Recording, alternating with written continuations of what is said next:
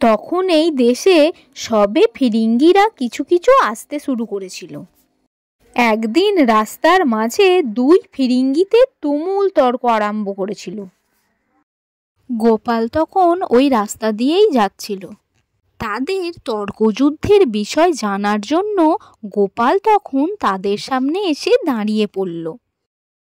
তখন একজন ফিরিঙ্গি তাকে জিজ্ঞাসা করল, আচ্ছা ভাই, তুমি বলো তো, আমি শুনেছি কাশিতে মরলে শিব হয় আর ব্যাস কাশিতে মরলে গাধা হয়, কিন্তু কেউ যদি এর মাঝামাঝি জায়গায় মরে তবে কি হবে?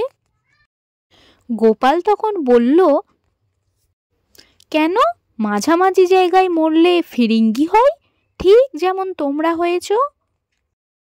তখন ফিরিঙ্গি দুজন গোপালের উত্তর শুনে বুঝলো লোকটা মোটেই সুবিধার নয়, তাই তারা সেখান থেকে পালিয়ে বাঁচল। হ্যালো বন্ধুরা, কেমন লাগলো আজকের এই গল্পটি ভালো লেগে থাকলে একটা লাইক করে দেবে, আর হ্যাঁ প্লিজ চ্যানেলটিকে সাবস্ক্রাইব করে দিও।